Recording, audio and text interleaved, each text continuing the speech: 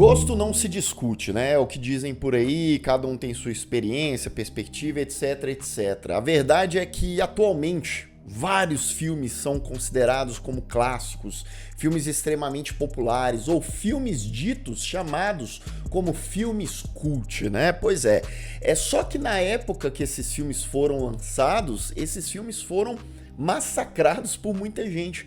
Ou a crítica odiou e com isso o público foi pequeno, ou então ficaram aqueles filmes nem lá nem cá, mais ou menos, só que com o passar do tempo eles ganharam aí uma gigantesca repercussão. Você pode até não gostar, mas que esses filmes que eu vou citar aqui hoje são importantíssimos para a cultura pop, para o cinema, a nível mundial, e no passado foram aí judiados, isso com certeza. Então bora lá.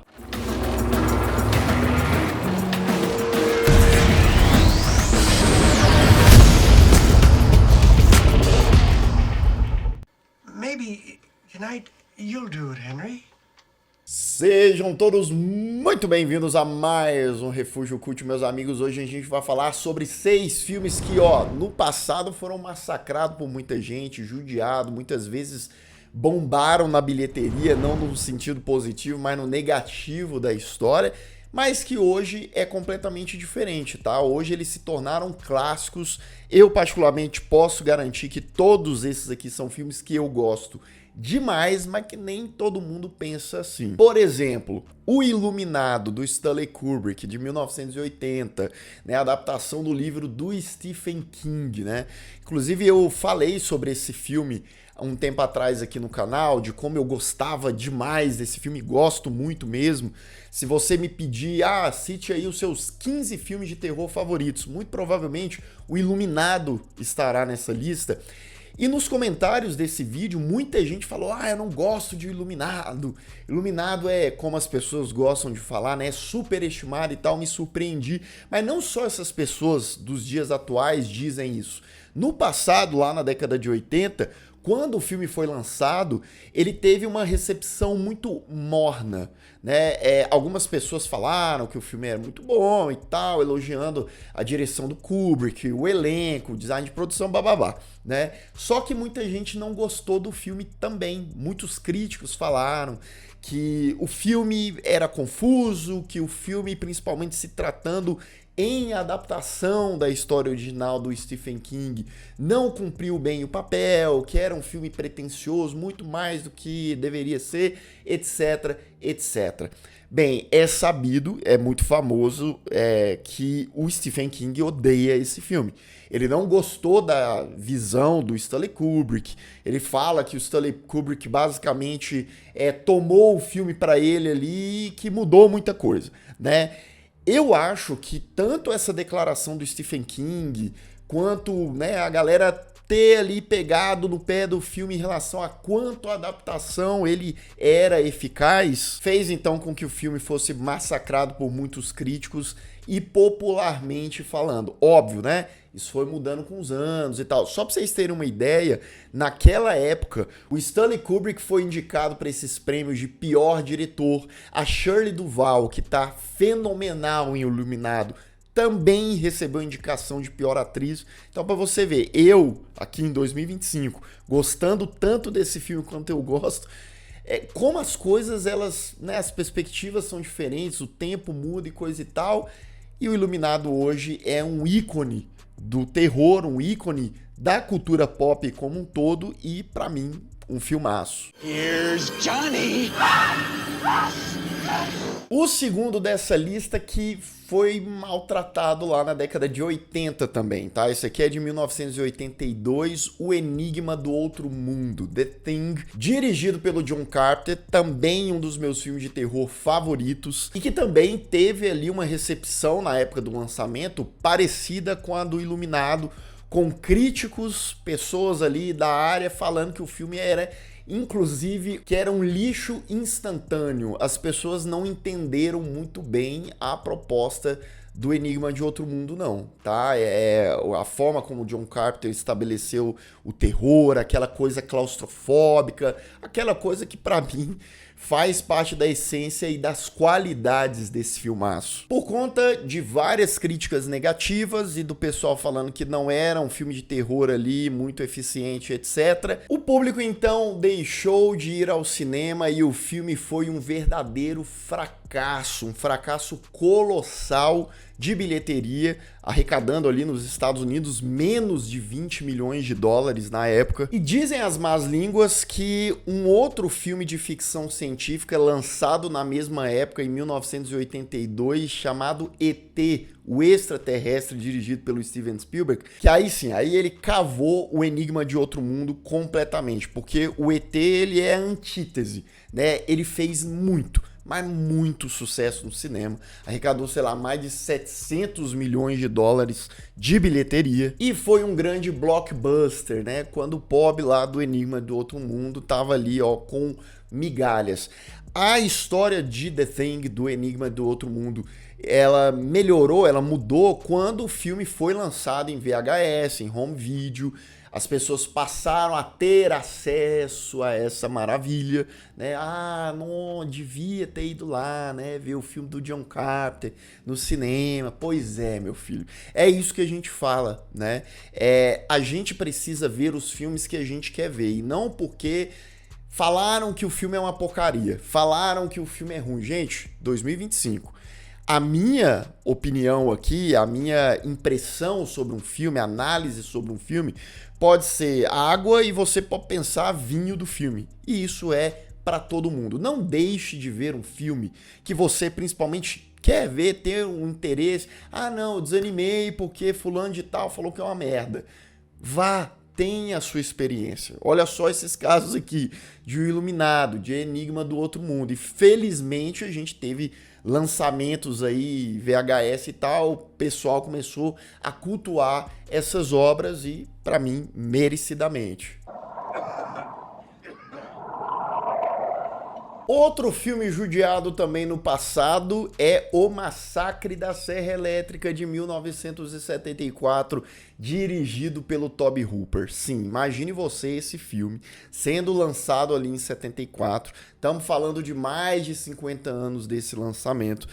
Então, digamos que a crítica ficou bastante dividida. Algumas pessoas, críticos e tal, falavam muito nas avaliações da época, né, que o filme ele tem o potencial de causar horror e tal, de uma maneira crua, grotesca, brutal, etc.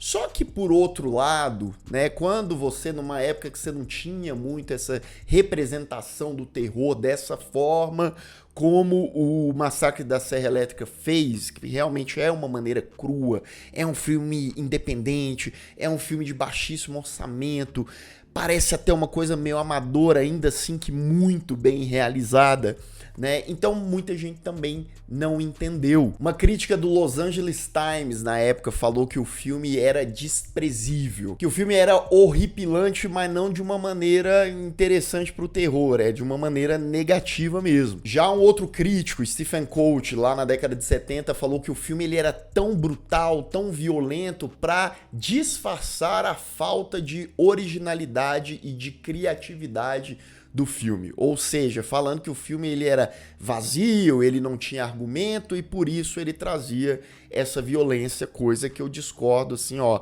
categoricamente. Por exemplo, né, o Lucas atualmente, eu mesmo que tô falando com vocês, eu falo lá, né, do A Serbian Film, que esse sim, eu acho um filme brutal, violento e tal, e vazio, e superficial, e uma coisa que é apelativa demais. Será que daqui, sei lá, 20 anos o povo vai estar falando, não, porque o A Serbian Film é um clássico. Não, porque Passem nas Escolas é isso.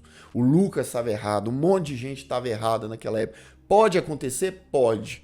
Eu acho que não vai acontecer, mas pode acontecer. Bem, o resto é história, meus amigos. Massacre da Serra Elétrica, eu falo tranquilamente pra vocês aqui, é um dos filmes de terror mais importantes da história. Não só na época e tal, das polêmicas em relação à sua receptividade do público e da crítica, mas também a influência desse filme é gigantesca. Nas décadas seguintes, até hoje, a quantidade de filmes que esse aqui do Tobe Hooper influenciou, essa coisa do baixo orçamento e trazer essa estética mais suja como um elemento de terror genuíno, ainda que simples, né? É uma coisa que eu acho que a gente ainda vai ver por muitos anos, por muitas décadas. Você pode ter certeza que essa obra-prima aqui foi uma das maiores responsáveis por isso. Antes da gente ir para o nosso quarto filme, eu quero te convidar para você, quem sabe, se tornar membro do Refúgio Cult. Você já pensou? Ah, Lucas, eu tenho preguiça disso.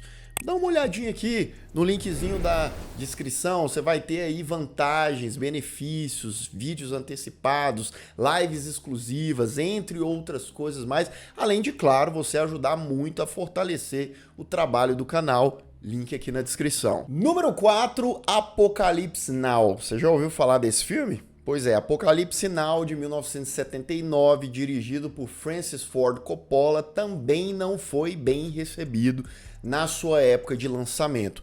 Já é sabido bastante que Apocalipse Now deu muito trabalho para ser realizado. Você tem documentário falando do quão caótico foi a experiência do Coppola filmando esse filme.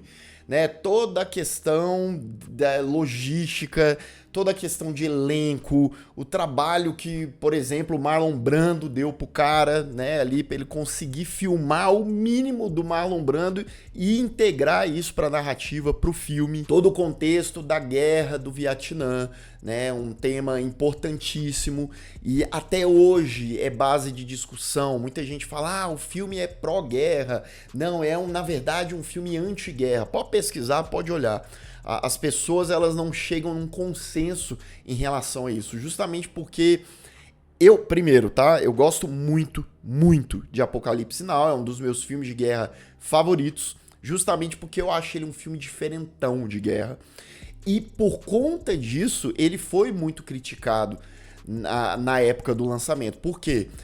Na época lá da década de 70, o pessoal já falava, tá dando trabalho pra esse filme aí sair, polêmicas de bastidores, Martin Sheen, o protagonista, teve um ataque cardíaco nos bastidores, será que esse filme... Então, criou-se um mito em Apocalipse Now, criou-se uma lenda desse filme. Com isso, as expectativas foram lá no alto, a galera já falava, não, esse vai ser o filme de guerra mais realista, mais chocante da história.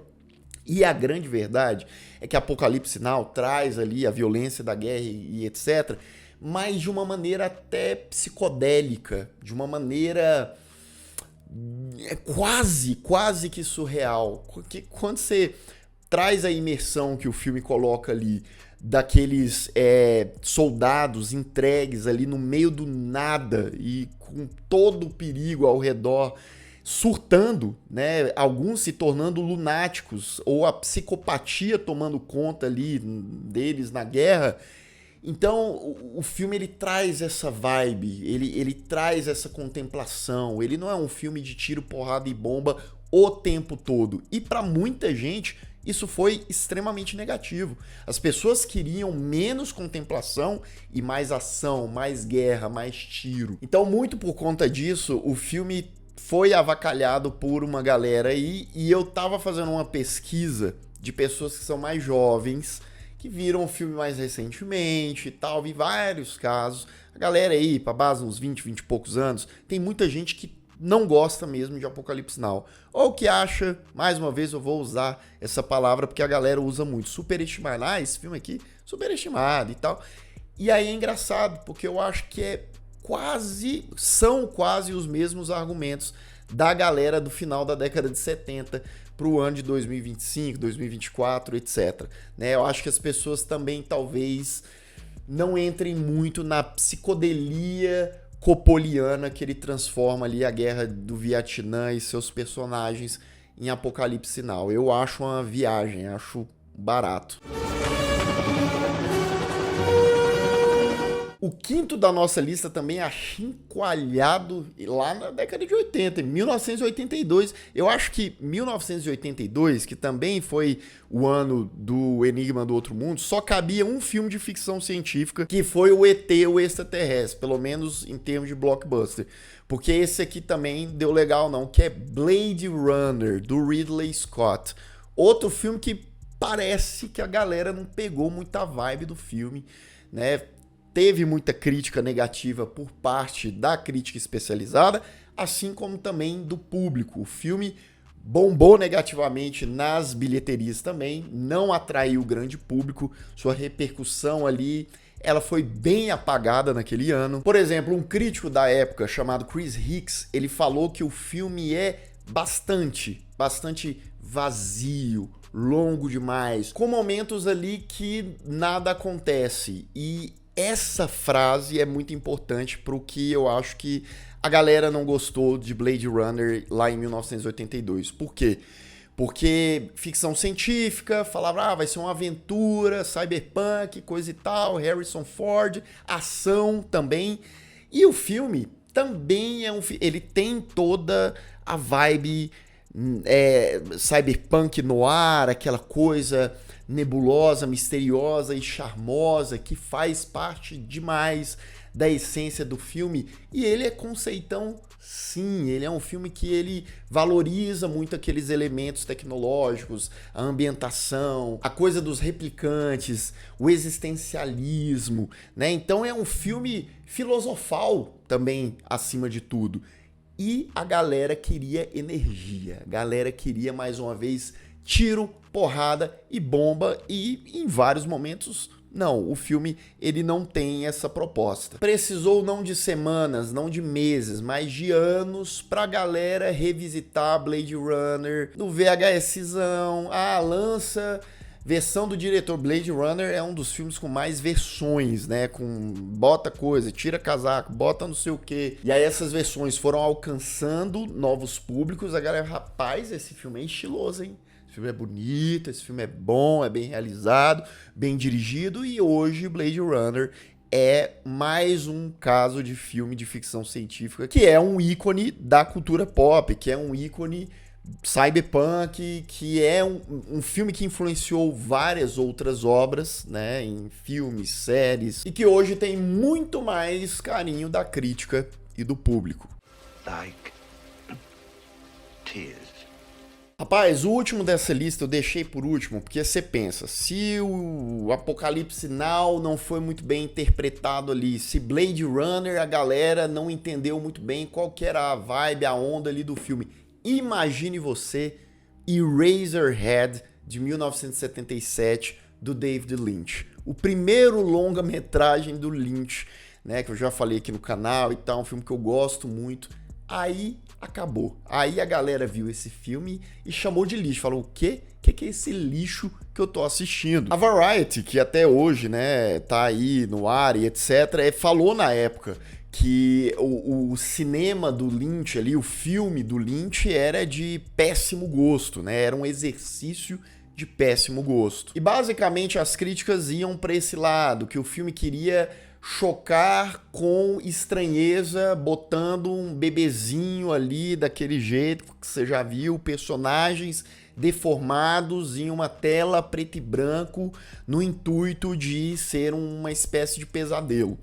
Aí eu fico pensando, tá, mas isso é um problema necessariamente? Tipo, estamos falando de um filme surreal de terror, né, com a pegada industrial, melancólico. Sim, é óbvio que esses elementos são para remeter um pesadelo, um estado febril, mas parece que as pessoas, elas, sei lá, elas vão assistir os filmes com uma coisa pronta na cabeça, e quando é um negócio diferente ou bem diferente do que minimamente elas esperam, elas saem completamente decepcionadas. Eu sei que a gente tende automaticamente em alguns momentos a ser assim, mas a gente tem que tentar diminuir essa pré-fabulação que a gente faz em relação aos filmes, porque isso pode ser ruim para nossa experiência, e abrir mais a cabeça e o coração, né? E dito isso, faltou bastante para os críticos e público do Eraserhead lá na década de 70.